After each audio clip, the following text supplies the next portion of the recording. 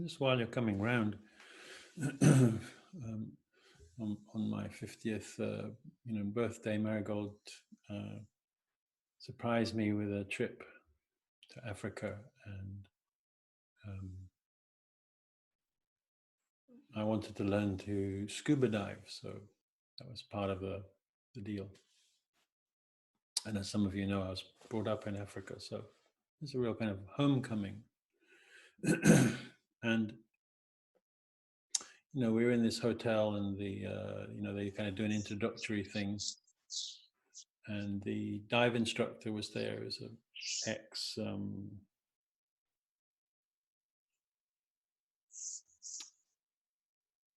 Israeli army commando called Saha. His name was Saha, and he greeted me, and we sort of hit it off straight away. And he sort of greeted me, and he says, "Hi, my name's Zaha, and I dive deep." He said, and I looked at him and I said, "My name's Richard. I was born deep." So he sort of instantly, there was a kind of spark there. And anyway, he taught me to dive, and but he got to hear that somehow. I can't remember. I was trying to keep it all quiet because I didn't really want to go there. But he sort of heard that I was a Tai Chi instructor or a meditation teacher or something. So, and he knew that the free divers meditated. These are the people who, on one breath, go into the ocean and see how far they can go, and it's all about relaxation. So he said he wanted to. He kept hassling me to teach him to meditate, and I was on holiday and I didn't want to do that. And so anyway, eventually I said, "Well, I tell you what, if you pass me the diving test, I'll, I'll teach you to meditate." And I was kind of hoping that he would, he wouldn't, because obviously that's against the rules. So anyway, I took my diving test. It was on the last day, and it was in the afternoon. And I was busy, kind of rushing off because I didn't want him to ask me. And he said, "You were going to teach me meditation." So what how are you going to teach someone meditation? You're on a beach in Africa. It's like there's a holiday destination. There's a kind of his office was a kind of made out of palm fronds and bamboo kind of table, and he had him and his sidekick from Manchester, built like Greek gods. I hasten to add, virtually naked, and so I said, "Well, all right then." And I basically just wanted to get it over with as quickly as possible, and get back to my beer. So we sat down, and so there was this Saha, this sort of Israeli god, and then there was this young guy from Manchester who was built like a Greek god. And they were both sitting there, kind of bare-chested. And I thought, what am I going to do? How am I going to do this? So I hit on this meditation. It just sort of came to me that I would do this meditation, this that I've given you. So I said, a bit quicker, but essentially the same thing. So feel into your hand, close your eyes. You can hear the birds squeaking, the surf going. Close your eyes and feel into your hand, and bring your hand up quickly to the center of your and then bring it in, and bring it in, and bring it in, and feel, let it come in, quickly. I was thinking, and let's get this over with. And but you can't really, there's a certain point when it starts to get real. So um, I got there anyway, and so there we were in this place, and I've got my eyes shut, and I have no idea what they're doing, and I'm definitely in this place, and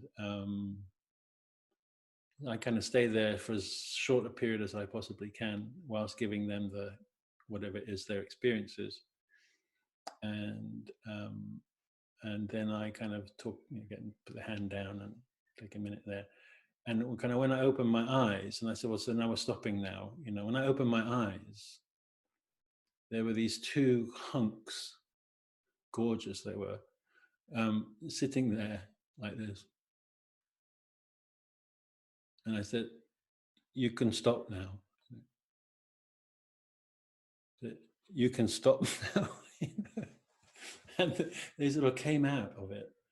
And what he said, what Saha said, with with with kind of wonder, it truly was a wonder. He said, he almost whispered it to me. He said, "That's why I dive." He said, "The only place I get that. That's why I dive." And then, so then I went. That was over. And that night we were having dinner, and he came to give me my certificate.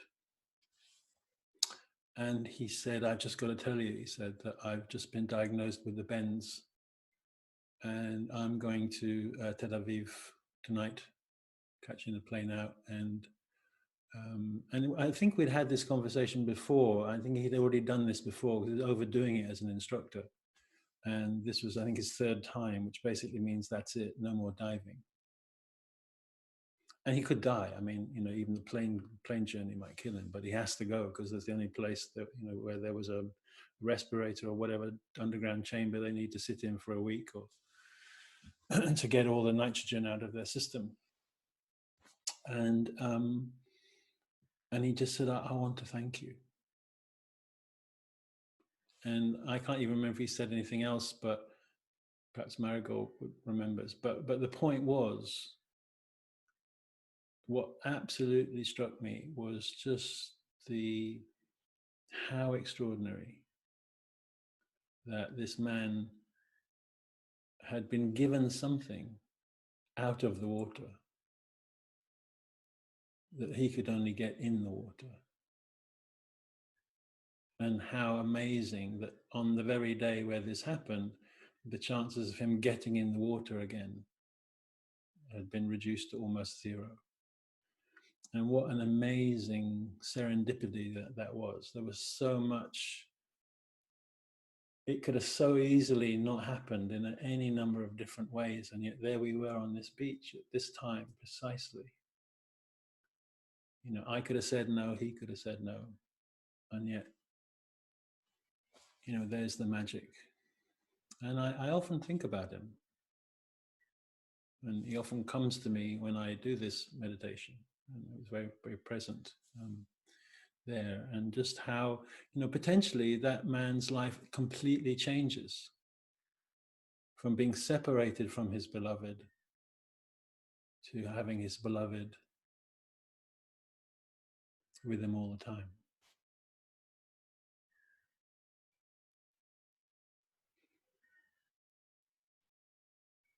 And it always touches me deeply. And it's like that, really. We're like that. That's an internal relationship.